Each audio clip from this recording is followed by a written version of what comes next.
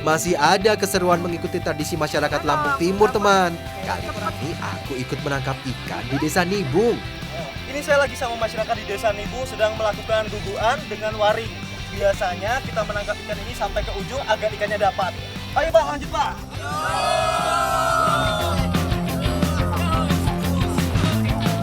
Tradisi guguan tidak hanya sekedar menangkap ikan, tapi juga menjaga kebersamaan dan kekompakan sesama warga. Semuanya boleh ikut acara ini loh.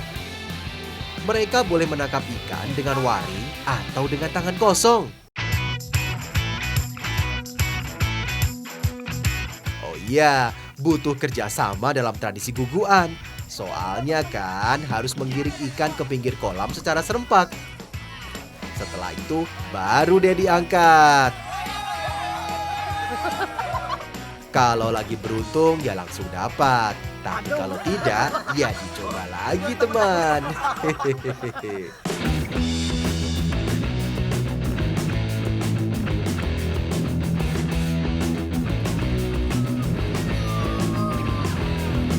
Kelebihan menangkap ikan dengan cara tradisional begini lebih ramah lingkungan ya.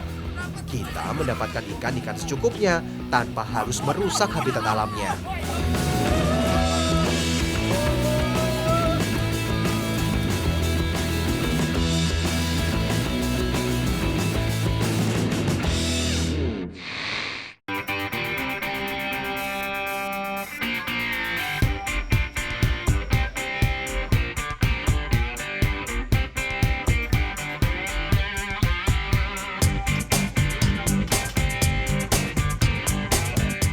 Wah, ini salah satu yang paling aku suka, mencicipi kuliner khas, sekalian belajar cara membuatnya.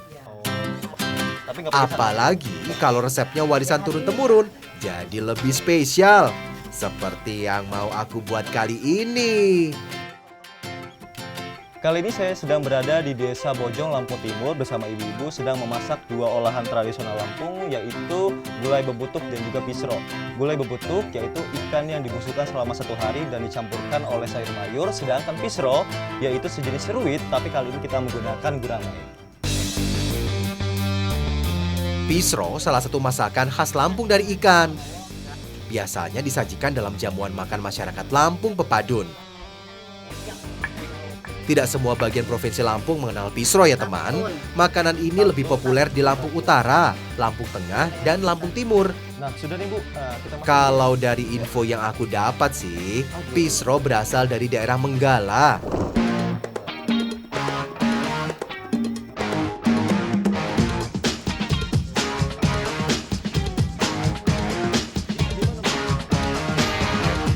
Oh iya, dulu masyarakat memakai ikan betok dan tembakang sebagai bahan utama. Nah, udah matang nih Mbak, yuk kita angkat ke sana Mbak. Kedua ikan ini mempunyai rasa gurih yang khas, berdaging tebal dan bertekstur padat. Kalau sekarang sih bisa pakai ikan apa saja ya teman. Pisro memiliki paduan rasa asam, pedas, manis dan gurih. Berbeda dengan kebanyakan masakan Melayu yang memakai ebi atau terasi udang. Saya coba Bu ya. Pisro berasal dari terasi ikan. Jadi pisro yang kami buat itu rasanya ada pedesnya, ada asinnya dan juga ada asamnya Bu ya. Ada manisnya juga. Wah.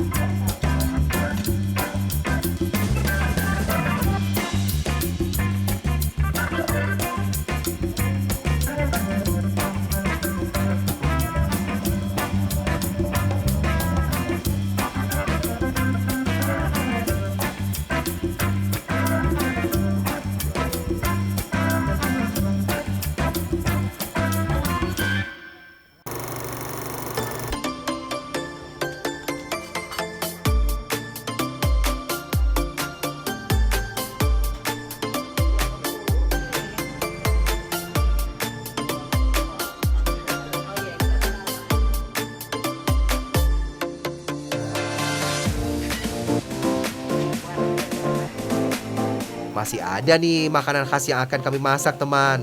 Namanya gulai bebutuk. Bedanya gulai di Desa Bojong ini dengan gulai lainnya, ada beragam sayuran loh yang dipakai. Sudah siap nih Bu? Yuk kita masak Bu. Iya, tunggu.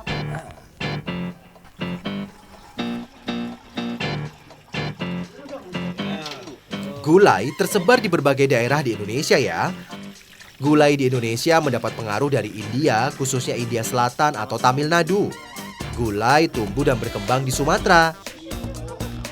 Nah, cita rasa gulai di Sumatera sudah berubah karena bumbunya diganti aneka bumbu dan rempah khas Nusantara. Gulai bebutuk ini bisa juga menggunakan ikan lainnya, tetapi karena masyarakat di sini banyak yang berbudidaya ikan patin, jadi kita menggunakan ikan patin. Ayo Bu. Oke Bu, apa namanya Bu? Teton. Danuton. Telon.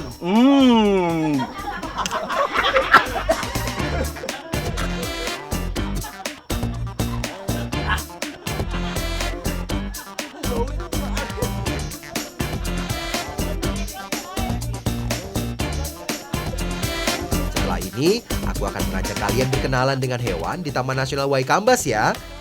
Jangan kemana-mana teman.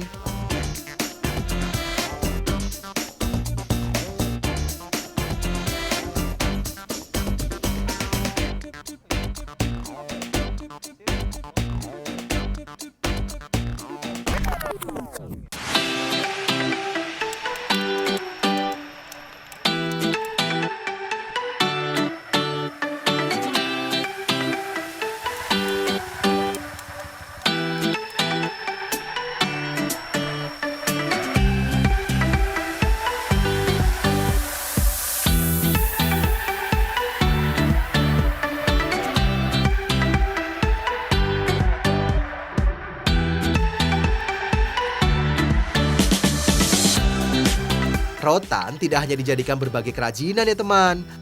Batang rotan yang masih muda juga bisa loh diolah jadi masakan lezat. Di sini saya lagi di Desa Bumi Mulyo, sedang masak dua olahan tradisional yaitu umbu dan kue engkang. Yang uniknya dari umbu ini adalah campuran olahan umbu atau rotan muda, sedangkan kue engkang dicampur dan diinovasikan dengan buah naga. Karena masyarakat di sini banyak sekali yang menanam buah naga.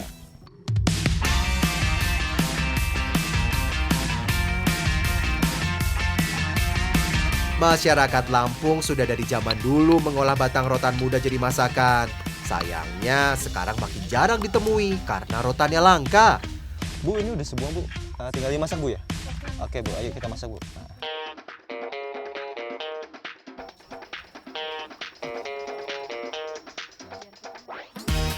Rotan muda dibersihkan dan dibakar untuk membuang kulitnya. Fungsi dari pembakaran umbu ini agar kulit luarnya terkelupas, yang hanya digunakan adalah bagian dalamnya. Rasanya pahit seperti pare, tapi tetap enak kok. Apalagi kalau disajikan dengan nasi hangat. Wah, mantap pokoknya.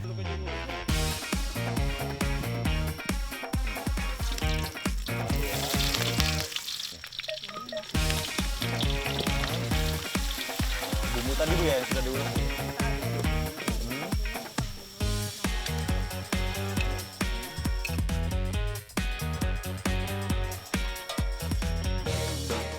Rotan bisa dipakai sebagai lalapan atau dijadikan aneka sayur seperti pakat, gulai, sayur asam, sayur rotan, dan tumis rotan muda. Aduh,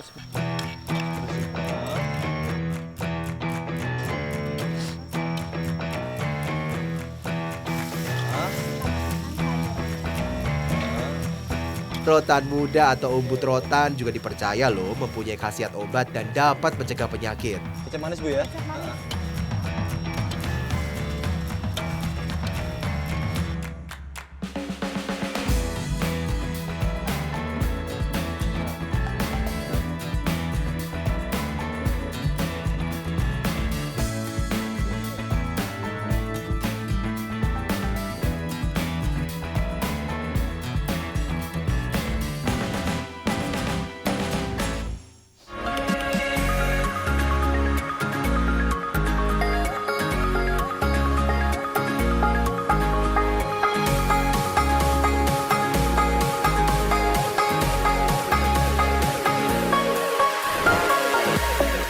Buah naga menjadi salah satu komoditi yang menjanjikan di sini. Tanaman ini memang bukan asli Indonesia, asalnya dari Meksiko, Amerika Tengah, dan Selatan. Bisa sampai ke Asia karena dibawa orang Prancis dan Guyana pada tahun 1870 sebagai tanaman hias. Nah, di Indonesia mulai dari dibudidayakan tahun 1977, teman.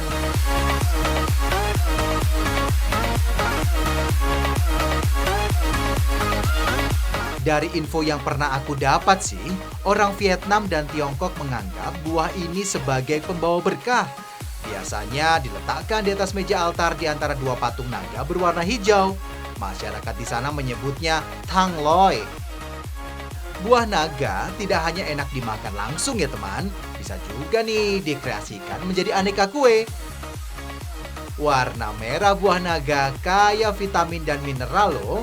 Kandungan seratnya cukup banyak. Cocok tuh buat yang lagi diet.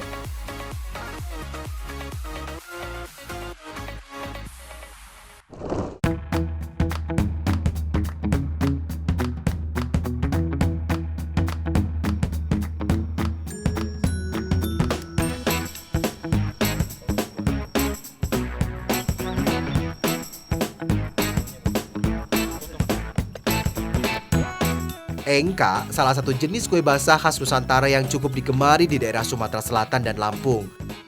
Kue ini banyak ditemukan saat acara adat, syukuran, dan lebaran. Engka mirip lapis legit, teman. Bedanya kue lapis legit berbahan tepung terigu, sedangkan kue engka memakai tepung ketan. Engka cocok disantap sebagai sarapan atau makanan ringan di pagi hari, teman. Oke, Mbak, ayo kita oven, Mbak.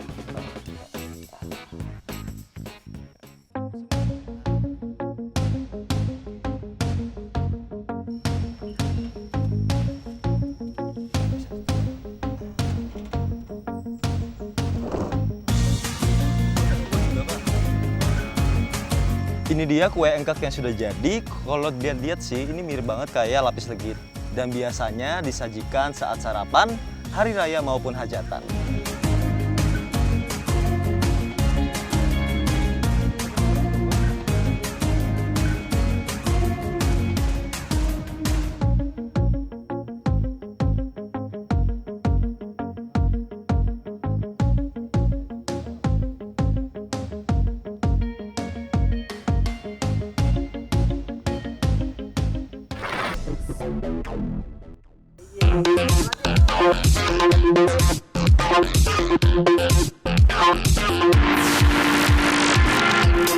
Sebagian masyarakat Kerinci memenuhi kebutuhan pangan sehari-hari dari hasil bertani. Kalau dilihat dari kondisi geografis dan iklimnya, Kabupaten Kerinci memang cocok jadi kawasan pertanian, teman.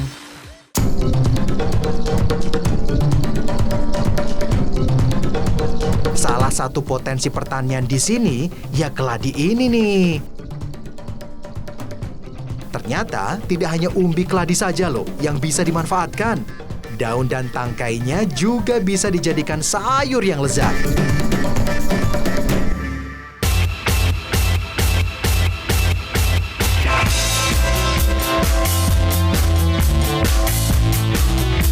Sebenarnya banyak jenis keladi, tapi teman, tidak semuanya bisa dimakan. Beberapa jenis seperti sente dan bolang bisa menyebabkan gatal-gatal saat dimakan. Nah, biasanya kedua jenis ini hanya jadi pakan ikan. Sepertinya sudah cukup nih keladinya. Lanjut lagi yuk teman.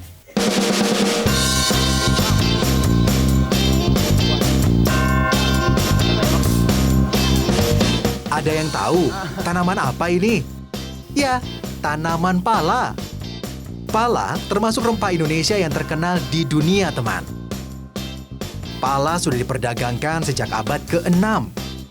Dulu, rempah asli Indonesia ini hanya tumbuh di gugus Kepulauan Banda Maluku. Buah pala terdiri dari kulit buah, daging buah, dan biji. Masing-masing punya manfaat dan nilai jual yang berbeda tuh, teman.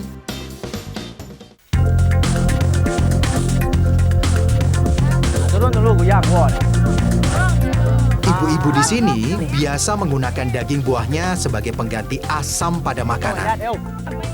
Nah, tanaman pala yang merupakan tanaman keras dapat berumur panjang hingga lebih dari 100 tahun, termasuk famili Myristisaceae. Beda daerah, beda pula loh penyebutannya teman. Seperti Falo di Nias, Palo di Minangkabau, Kapala di Bima, dan Gosora di Ternate. Tanaman pala akan tumbuh baik pada daerah iklim tropis yang panas dan lembab dengan suhu udara berkisar antara 25 hingga 30 derajat Celcius. Nah, sudah cukup teman. Ayo, kita bawa pulang. Ups, hampir lupa nih teman. Perkenalkan dulu, namaku Imang Jayo. Aku asli Kerinci, lahir 19 tahun lalu. Banyak sekali loh keberagaman tradisi dan hasil alam di bumi aku dilahirkan ini. Makanya, aku senang sekali kalau bisa ikut serta di dalamnya. Ikuti terus jejakku ya teman, biar kalian lebih mengenal tanah kelahiranku.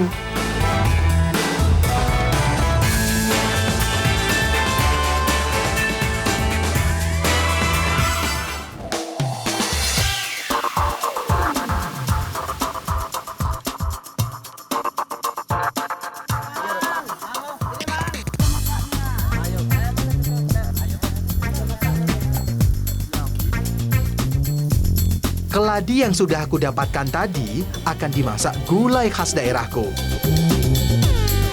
Di beberapa daerah, umbi ini digunakan sebagai makanan pokok pengganti nasi. Misalnya nih teman, di daerah Mentawai, Sumatera Barat, dan Papua.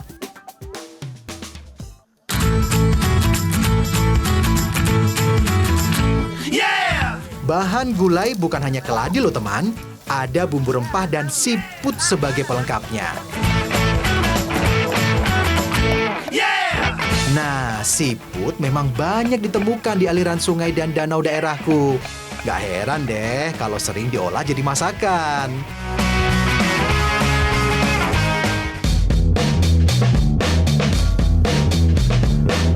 Siput memiliki kandungan protein tinggi dan kadar lemak rendah.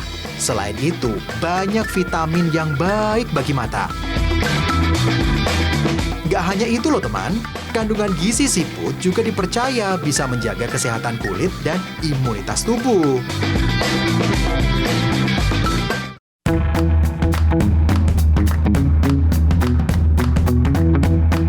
Bicara tentang gulai, tentu tidak bisa dilepaskan dari santan untuk dijadikan kuahnya.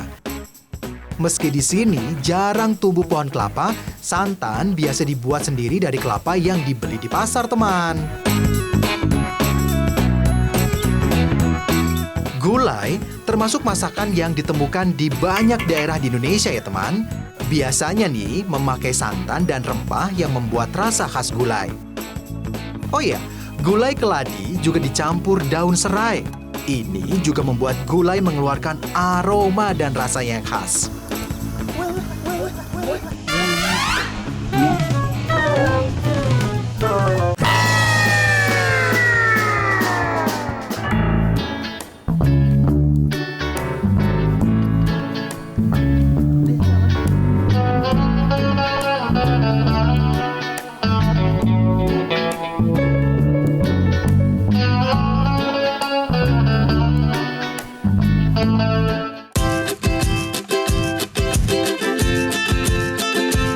Kalau yang ini namanya kalio ikan panjang alias belut, teman. Sebelum diolah, belut ini harus dibersihkan dan digepengkan.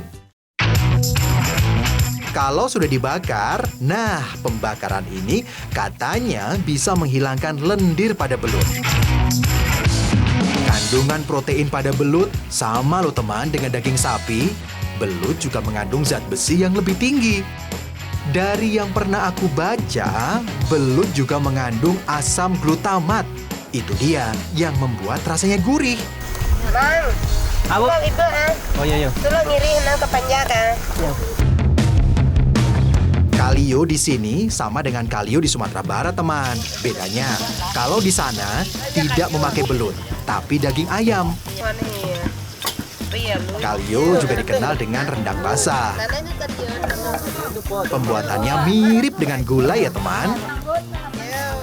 Kalau gulai hanya dimasak sampai daging empuk, tapi kuah belum mengental.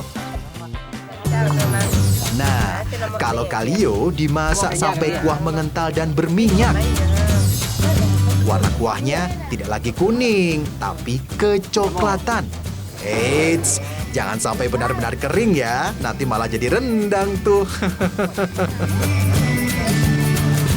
Jangan heran ya kalau makanan ini sampai ke daerahku ya teman. Tradisi merantau rakyat Minangkabau lah yang menyebarkan masakan ini. Tidak hanya di sini, tapi juga ke Sumatera Utara, Palembang, sampai ke negeri jiran Malaysia.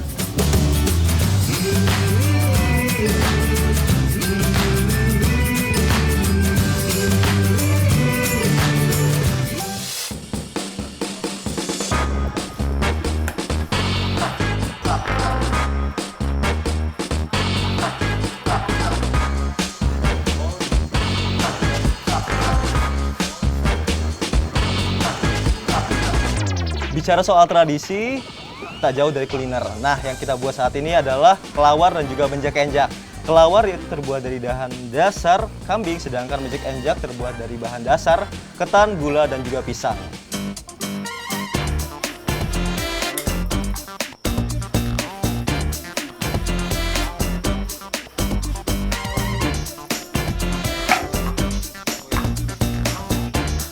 Provinsi Lampung memiliki beragam kue tradisional berbahan hasil bumi seperti gula, pisang, tepung beras, dan jagung.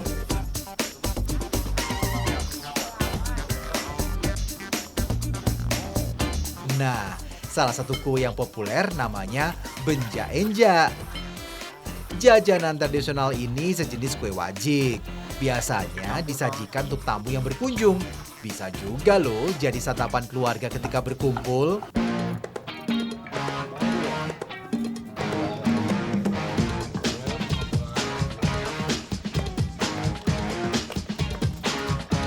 Orang Lampung Pesisir dan Lampung Pepadun biasanya menyajikan benjak enjak untuk acara keluarga atau acara adat lainnya. Benjak yang enjak manis dan gurih ini lumayan mengenyangkan. Itu karena bahan-bahan yang dipakai mengandung banyak karbohidrat.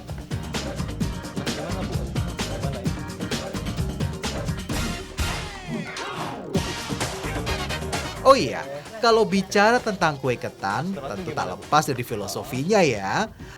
Ketan berhubungan dengan kedekatan sesama manusia, baik keluarga, kerabat, sampai sahabat. Harapannya, dengan menyajikan kue berbahan ketan, semuanya jadi lebih dekat. Kalau rasa manis pada ketan berhubungan dengan sesuatu yang baik dan indah. Misalnya, pembicaraan selama berkumpul diharapkan menghasilkan sesuatu yang menyenangkan. Nah, udah. Sekarang kita kukus, Bu ya. Yuk, kita kukus, Mbak.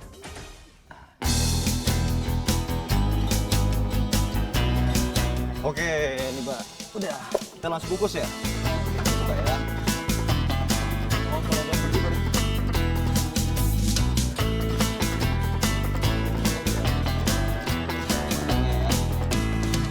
Nah, udah nih, Mbak.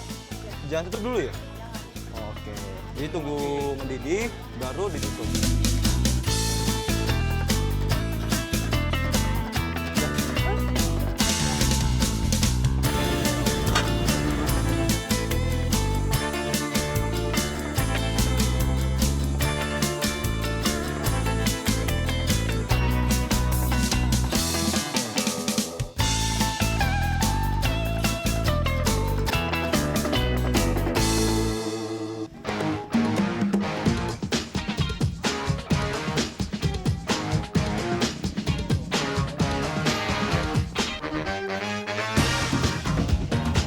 Masih makanan dari Lampung teman, ada sekubal nih.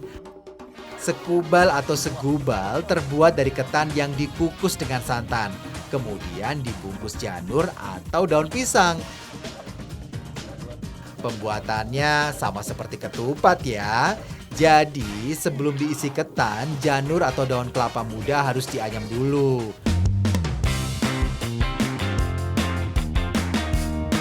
Sekubal muncul saat acara adat masyarakat Lampung tradisional seperti perkawinan, hitanan, dan begawi adat. Biasanya sekubal juga jadi sajian saat bulan puasa dan lebaran loh. Dibuat bentuk apa itu? Makanan yang sudah ada sejak ratusan tahun lalu ini sering dibilang mirip dengan lepet di Jawa. Tapi tetap ada perbedaan bahan dan cara pembuatannya, teman. Masak sekubal harus penuh ketelatenan dan kesabaran. Proses pembuatan sekubal membutuhkan waktu 8-10 jam. Wah, lumayan lama kan? Padahal tidak sampai 10 menit makannya ya. Oke, abis ini direbus Bu ya? Iya, Oh, oke. Yuk, kita bawa Bu ya. Oh iya, biasanya sekubal disajikan bersama dengan tape ketan atau bumbu rendang. Rasanya yang nikmat, gurih, dan mengenyangkan. Kalau kalian mau mencicipi, sini, datang langsung ke Lampung saja.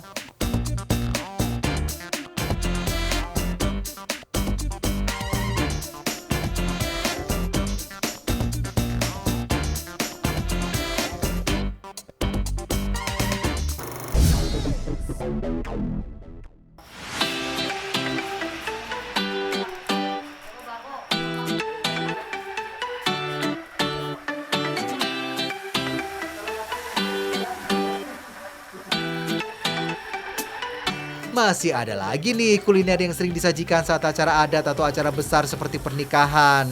Namanya kelawar. Jangan salah sebut kelelawar ya. Kelawar berbahan dasar daging sapi atau kambing, teman. Ada 2 tahap loh untuk memasak kelawar. Pertama, membakar daging yang sudah dibumbui. Udah nih Mbak, yuk kita langsung bakar aja. Ya, oke, yuk.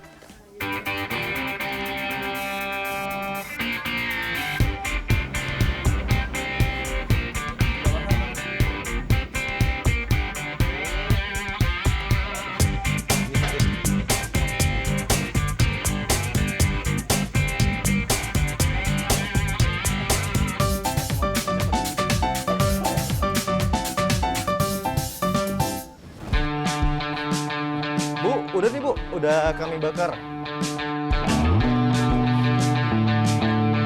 Setelah matang, daging kemudian disuir-suir.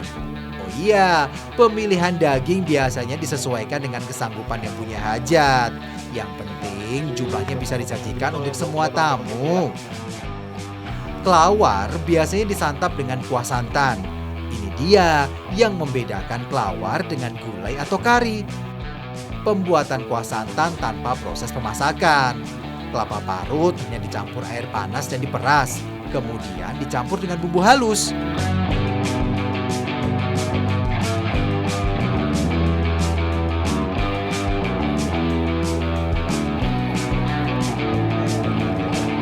Kalau dari cerita yang aku dapat nih, ada 2 versi pembuatan kelawar.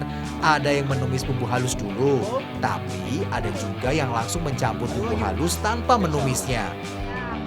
Masyarakat di sini percaya cara memasak seperti ini bisa menekan kolesterol karena santan tidak mengeluarkan minyak. Oh iya teman, kelawar paling pas dimakan dengan nasi hangat. Katanya Bu ya. Nah, jangan kemana-mana dulu ya, masih prosesi pemberian gelar adat belum selesai nih. Saya kira ini dimakannya seperti sate, ternyata tidak. Ini kalau dia lihat seperti tongseng dan dicampur lagi dengan beberapa bumbu-bumbu lainnya. Boleh saya coba Bu? Boleh. Oke, coba Bu ya. Sama daging-daging kambingnya Bu. Daging kambingnya empuk dan juga yang paling khas adalah rasa dari bumbu bumbunya yang memberi rasa asam pada makanan ini. Dan biasanya juga makanan ini disajikan saat acara tradisi maupun hajatan lainnya.